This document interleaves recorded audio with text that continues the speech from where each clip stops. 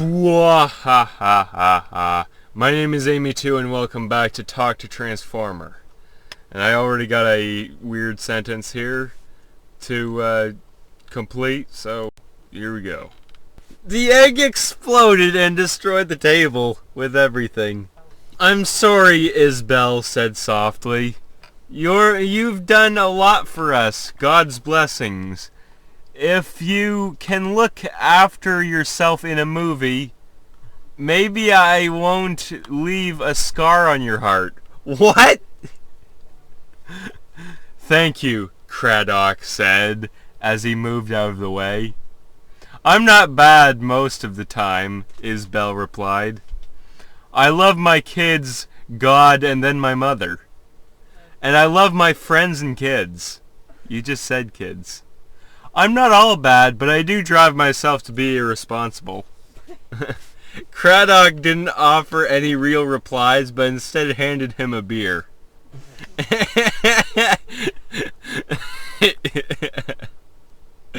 Helpful. It's like, here, have a beer. I need to talk to ... The egg exploded and destroyed the table in their entirety, apparently killing all their chickens before leaving a badly mangled hole in the wall and taking off at a sprint through the other side, spilling egg all over the ground. After some chit-chat with the owner, they continued to go back to their own, but let us know that they will be seeing about changing their names when they change to normal in 2 days. He turned around and went back to his house, closing the door behind him. I wonder how long before his mother spots him. The mother, I mean. 2 days if he's lucky. I really can't wait to see what this guy is capable of. I think I might buy him a white tuxedo, just... What? The egg exploded and destroyed the table, leaving us to see why it did that. I guess a piece of shrapnel of that size is more important than a restaurant or something. This has probably been a long month. Well, our birthday was in May. The imp was born in the middle of April. The imp? I had said what a fast grower she was, and this is just the most satisfying one I've ever seen. She must be the child of Yog-Saron. Don't blame your parents, he thinks. Don't blame your parents at all. Yes, the house was destroyed. The car was completely destroyed. The whole house blew away in the wind. Everyone was knocked off their feet in the trip. What? Amy, too, was eating Tom, the adult Jafari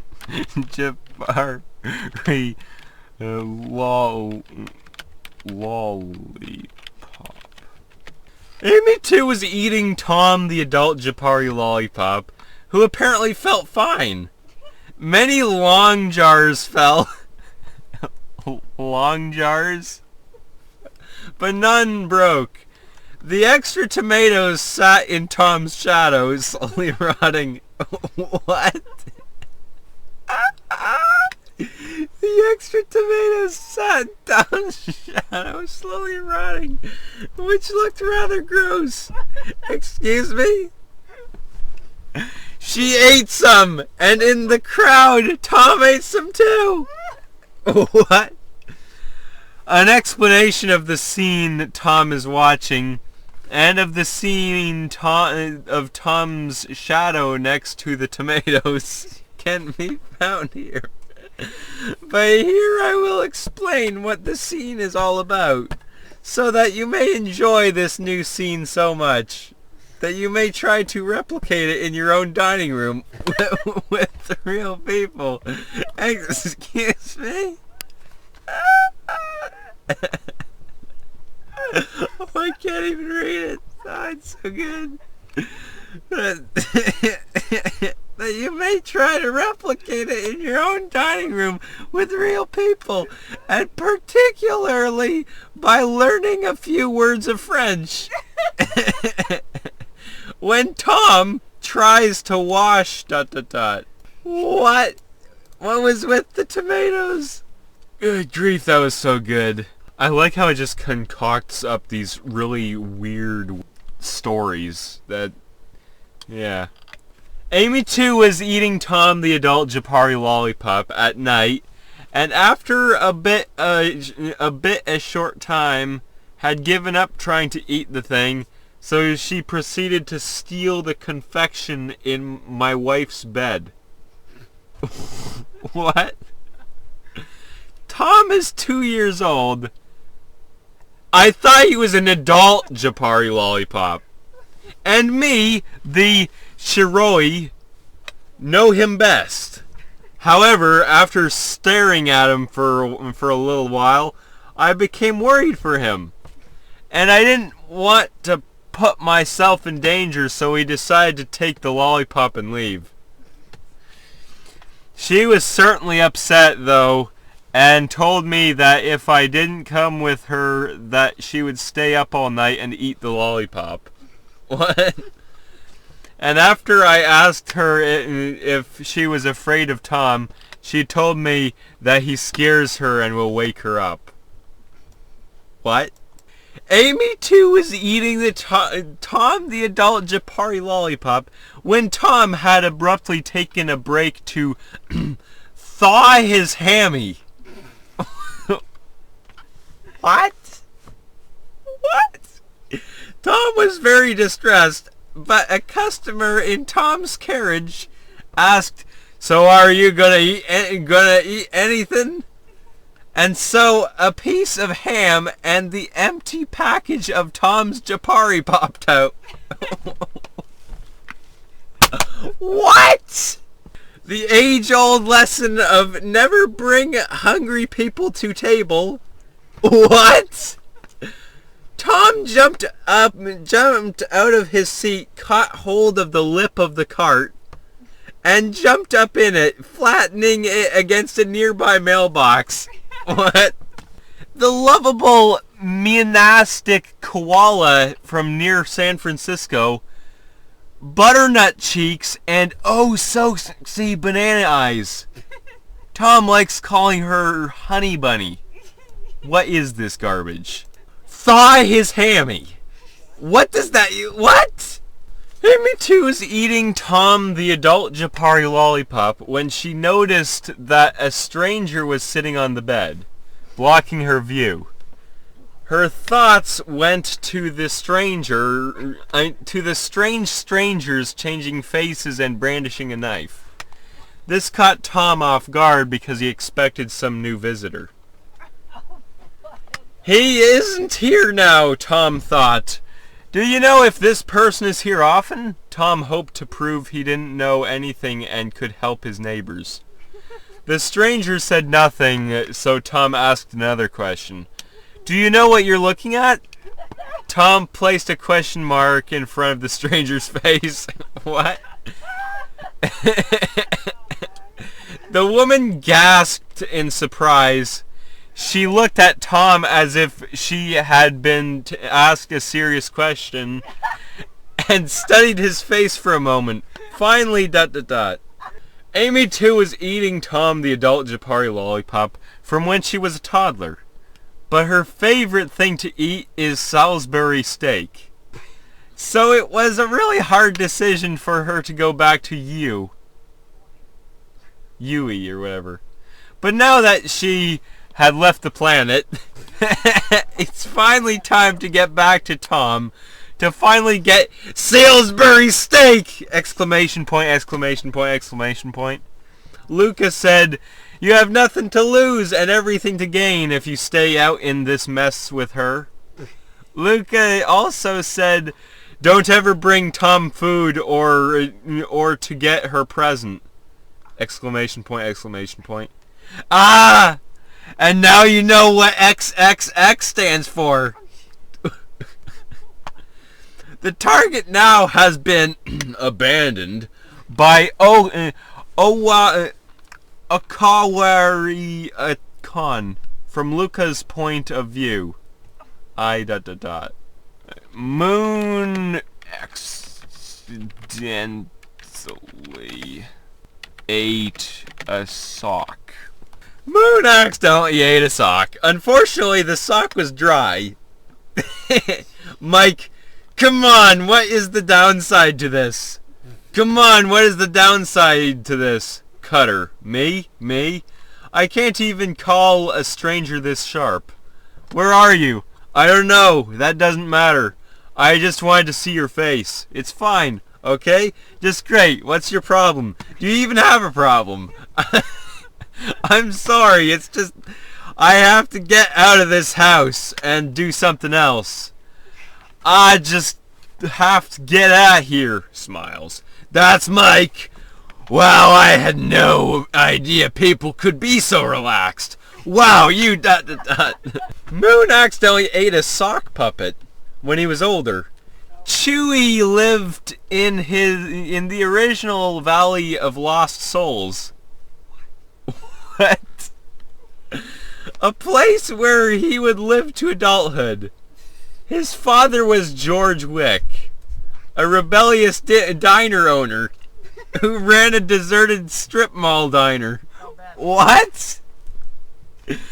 With the help of his 5-year-old son Bob, George had 3 sons. Chewie, both of them named after the Star Wars characters Luke and Han. Both Luke and Han were also orphans, as George could not afford to pay for their boarding school fees. And they remained as children, as the former suffered from an unhappy relationship with his wife, and the latter from a jealous father-in-law. As the 2 children, both named after Star Wars characters, grew up and ... What is this? This is what happens when Moon eats a sock puppet. What is this? Moon accidentally ate a sock monkey with no memory of how it ended up in his tent. It is a trifle disturbing. It would be very hard to fix this short little detour into the story. It is nevertheless touching. How is eating a sock monkey touching? 18. Death Part 1. 1939. Because Percy keeps the boy with the golden horn in the arms of Agatha, he can't travel through time anymore. Instead, he plucks it up off the ground and finds himself in 1925 Scotland, where he meets 20th century Percy Jackson on the surface. This can seem a bit confusing. Percy is just a teenage boy, and Agatha, who has long since died, is the still living half of the two-faced god we might think that ... I like how it's called Death Part 1.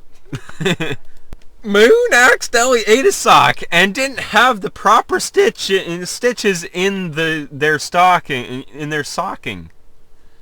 He needed stitches for the good part of a week to keep up with the standard game description.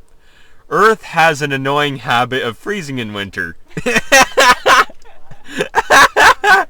Oh man, that's amazing. Earth has an annoying habit of freezing in winter. Unfortunately, if it turns out it's snowing, neither everybody else in the area nor anyone who has taken a ship to the planet can travel through the over icy ground. The local Eskimo culture has developed a unique means of getting around these issues, though. They are a people with a particular pattern of individual socks.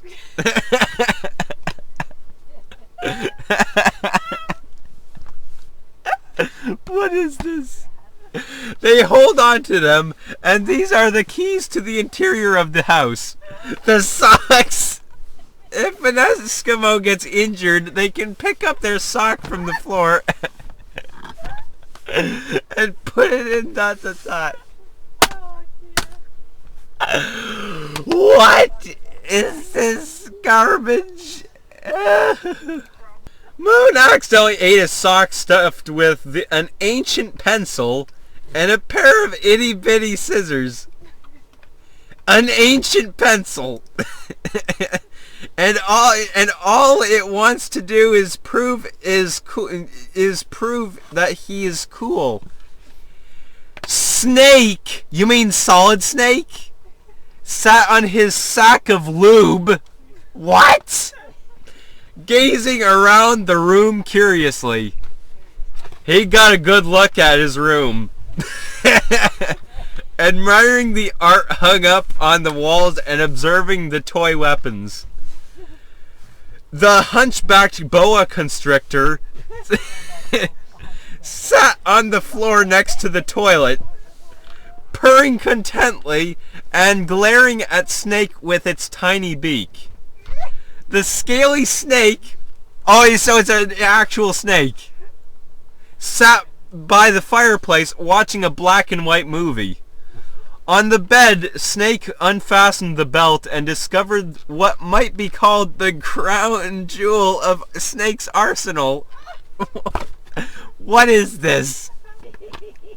The crown jewel of Snake's arsenal.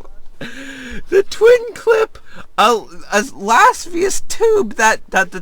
What is this? Okay, this is a small one, but it's amazing.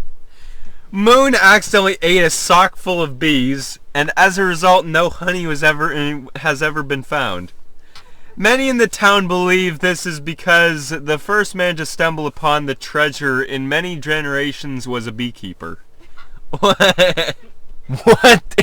What is this? What? Moon accidentally ate a sock. He became an encephalon extobite and was fully assimilated into a sock-like body.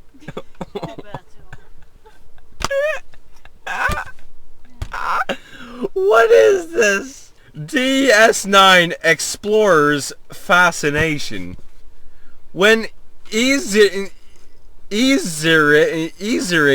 Dax still pretended to be a Vulcan, was kidnapped by the Dominion. Alexander made sure he was returned alive. DS9 Paradise Lost.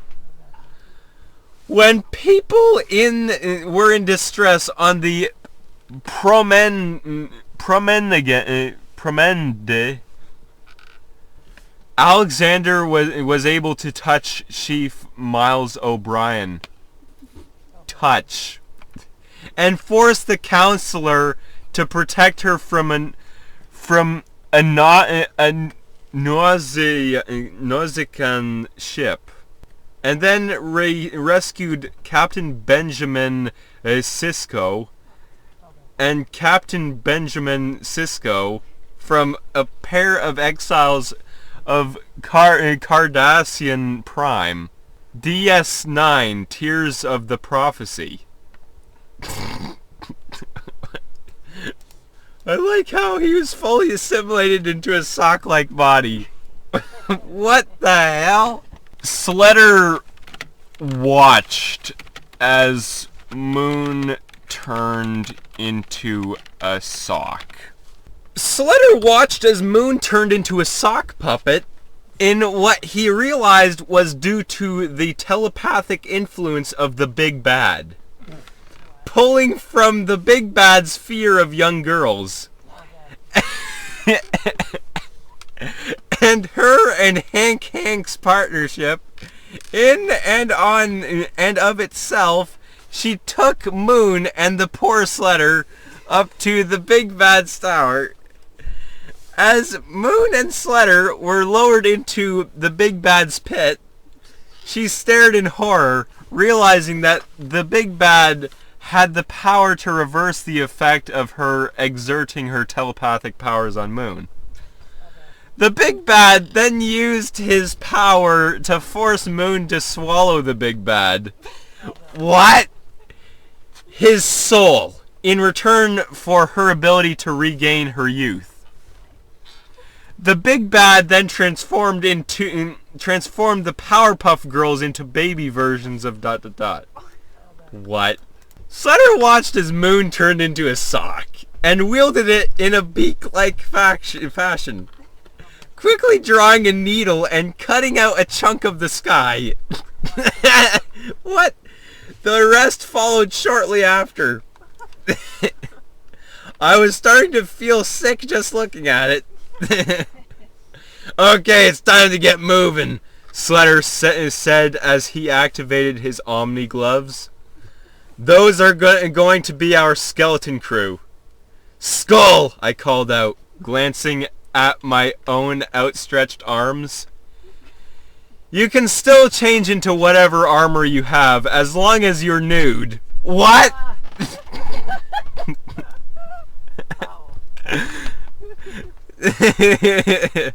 Yeah. Where's her vault? Don't tell me she's keeping it in the canteen. Moon giggled. What is this? Then turned to focus on a nearby ... So long as you're nude. What? Sutter watched as Moon turned into a sock of fur-like light. Huh? Which he easily snatched up to be thrown down the street. He turned back into John, however, and easily threw him onto the deck, where Snow Llamas was already dangling from his shoulders. The driver then turned his attention to SpongeBob, who had simply jumped onto the deck of the ship. SpongeBob was grabbed up by a slingshot, and the slingshot spinned him around to face the craft. Everyone soon froze when a snowstorm began forming around them. Oh yes, they froze. They watched as snowballs started to appear in the storm. While smaller snowballs began to form around the slingshot, everyone gathered around the snowball from the larger snowballs. What? It's fine as long as you're nude.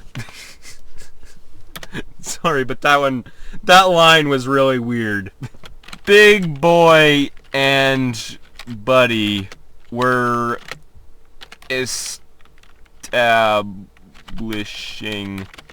a base on another planet. What is this? Big Boy and Buddy were establishing a base on another planet. It looked so clean and green out there, with all the flora and fauna, that I was beginning to think it could be so much more. But just then I caught the unmistakable sounds of slamming doors. Buddy was back for blood. We fought that fight before. Now it's happening again. I'll never get that sword out of my hand. I'll never fight another battle again. So he's gonna die? What is this name? Blanky Bubbles.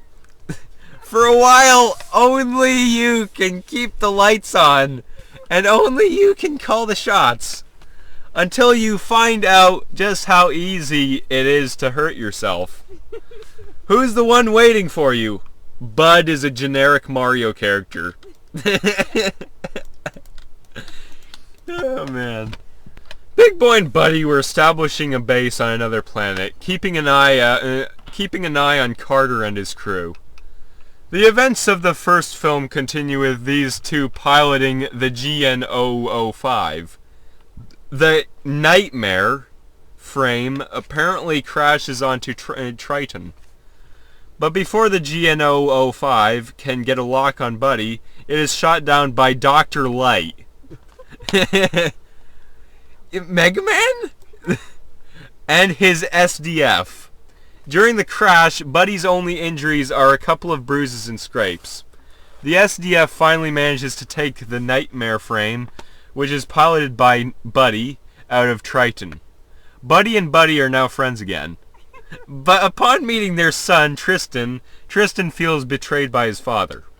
Big Boy and Buddy were establishing a base on another planet, but an accident during his mission resulted in the death of the Buds.